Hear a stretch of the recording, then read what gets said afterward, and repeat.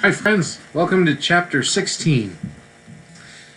What happened about the statues? What an extraordinary place, cried Lucy. All those stone animals and people, too. It's like a museum. Hush, said Susan. Aslan's doing something. He was indeed. He had bounded up to the stone lion and breathed on him. Then, without waiting a moment, he whisked round almost as if he had been a cat chasing its tail, and breathed also on the stone dwarf, which, as you remember, was standing a few feet from the lion in his back to it. Then he pounced on a tall stone dryad which stood beyond the dwarf, turned rapidly aside to deal with a stone rabbit on his right, and rushed on to two centaurs.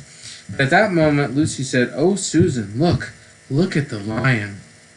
I expect you've seen someone put a lighted match to a bit of newspaper which is propped up in a grate against an unlit fire, and for a second nothing seems to have happened, and then you notice a tiny streak of flame creeping along the edge of the newspaper. It was like that now. For a second after Aslan had breathed upon him, the stone lion looked just the same. Then a tiny streak of gold began to run along his white marble back. Then it spread. Then the color seemed to lick all over him, as the flame licks all over a bit of paper. Then, while his hindquarters were still obviously stone, the lion shook his mane, and all the heavy stone folds rippled into living hair. Then he opened a great red mouth, warm and living, and gave a prodigious yawn. And now his hind legs had come to life. He lifted one of them and scratched himself. And having caught sight of Aslan, he went bounding after him and frisking round him, whimpering with delight and jumping to lick his face.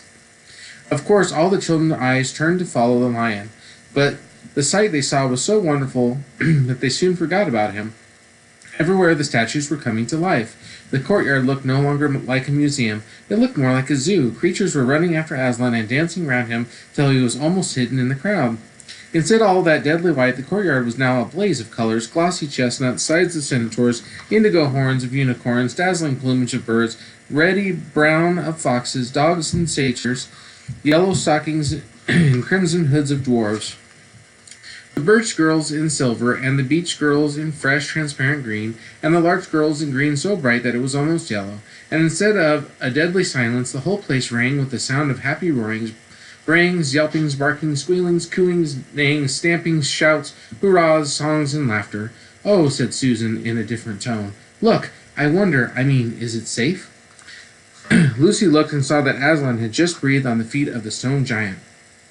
"It's all right," shouted Aslan joyously. "Once the feet are put right, all the rest of him will follow." "That wasn't exactly what I meant," whispered Susan to Lucy, but it was too late to do anything about it now, even if Aslan would have listened to her. The change was already creeping up the giant's legs. Now he was moving his feet. A moment later he lifted the club off his shoulder, rubbed his eyes, and said, "Bless me! I must have been asleep. Now, where's that dratted little witch that was running on the ground?" "Somewhere just behind my feet it was." But when everyone had shouted up to him to explain what had really happened, and when the giant had put his hand to his ear and got them to repeat it again, so that at last he understood, then he bowed down till his head was no further off the top of the haystack, and touched his cap repeatedly to Aslan. Beaming all over his honest ugly face, giants of any sort are now so rare in England, and so few giants are good-tempered, that 10 to 1 you have never seen a giant when his face is beaming. It's a sight well looking at. "Now for the inside of the house," said Aslan. "Look alive, everyone, upstairs and downstairs, and in my lady's chamber. Leave no corner unsearched. You never know where some poor prisoner may have been concealed." And into the interior they all rushed. For several minutes the whole of that dark, horrible, fusty old castle echoed with opening of windows and with everyone's voices crying out at once, "Don't forget the dungeons! Give us a hand with the door! Here's another little winding stair! Oh, I say, here's a poor kangaroo! Call Aslan! Phew! How it smells in here! Look out for trap-doors! Up here! There are a whole lot more on the landing!" But the best of all was when Lucy came rushing upstairs, shouting out, "Aslan! Aslan! I've found Mr. Tumnus! Oh, do come quick!" A moment later, Lucy and the little fawn were holding each other by both hands, dancing round and round for joy. The little chap was none the worse for having been a statue, and was of course very interested in all she had to tell him. But at last the ransacking of the witch's fortress was ended. The whole castle stood empty, with every door and window open, and the light and the sweet spring air flooded into all the dark and evil places which needed them so badly. The whole crowd of liberated statues surged back into the courtyard, and it was then that someone, Tumnus, I think, first said, "But how are we going to get out?" For Aslan had got in by a jump, and the gates were still locked. "That'll be all right," said Aslan. And then, rising on his hind legs, he bawled at the giant. "Hi, you up there," he roared. "What's your name?" "Giant Rumblebuffin.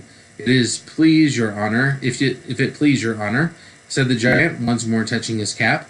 "Well then, Giant Rumblebuffin," said Aslan, "just let us out of this, will you?" "Certainly, your honor, it will be a pleasure," said Giant Rumblebuffin. "Stand well away from the gates, all you little ones." Then he strode to the gate himself, and bang, bang, bang went his huge club. The gates creaked at the first blow, cracked at the second, and shivered at the third. Then he tackled the towers on each side of them, and after a few minutes of crashing and thudding, both the towers and a good bit of the wall on each side went thundering down in a mass of hopeless rubble. And then when the dust cleared, it was odd, standing in that dry, grim, stony yard, to see through all the gaps of all the grass and waving trees and sparkling streams of the forest, and the blue hills beyond, and beyond that the sky.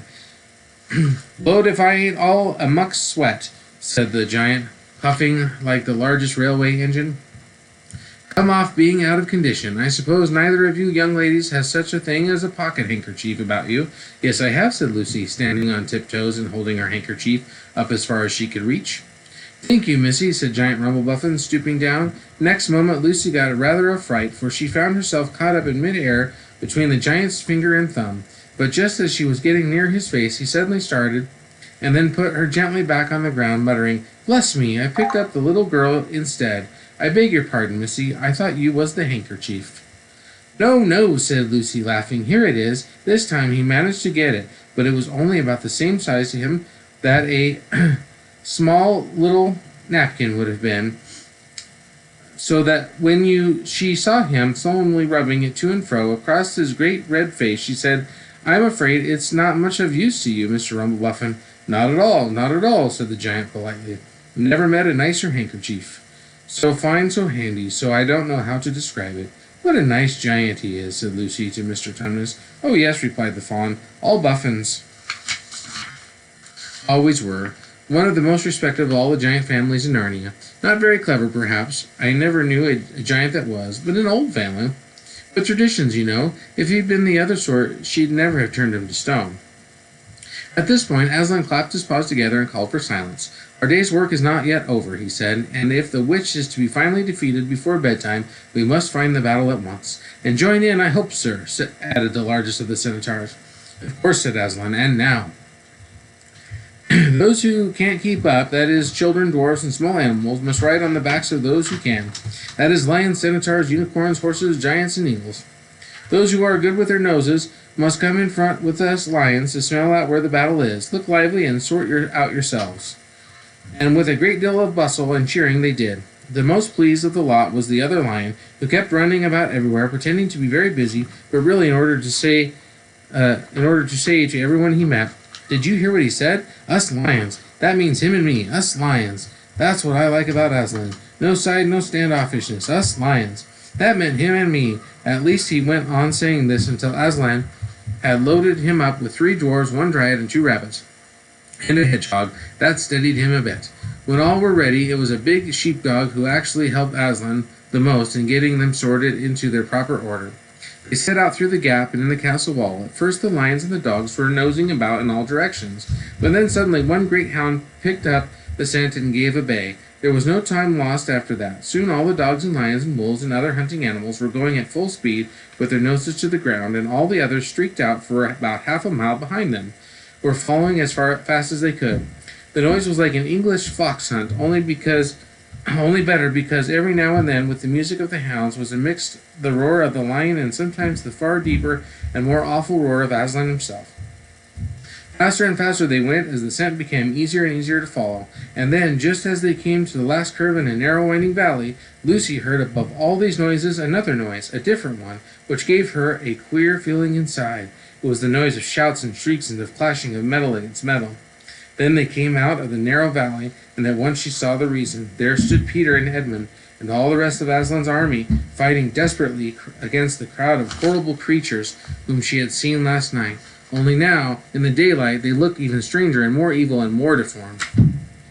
There also seemed to be far more of them. Peter's army, which had their backs to her, looked terribly few, and there were statues dotted all over the battlefield, so apparently the witch had been using her wand, but she did not seem to be using it now. She was fighting with her stone knife. It was Peter she was fighting, both of them going at it so hard that Lucy could hardly make out what was happening. She only saw the stone knife and Peter's sword flashing so quickly, and that they looked like 3 knives and 3 swords. That pair were in the center. On each side, the line stretched out. Horrible things were happening wherever she looked. "Off my back, children," shouted Aslan, and they both tumbled off. Then, with a roar that shook all of Narnia, from western lamppost to the shores of eastern sea, the great beast flung himself upon the White Witch.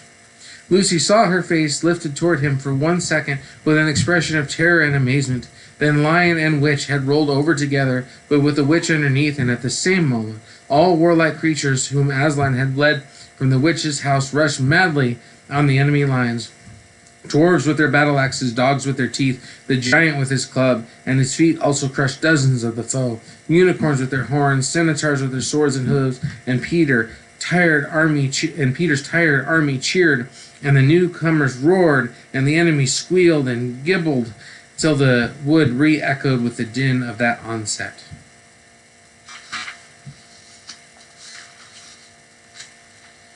Next week, Chapter 17 and the final chapter.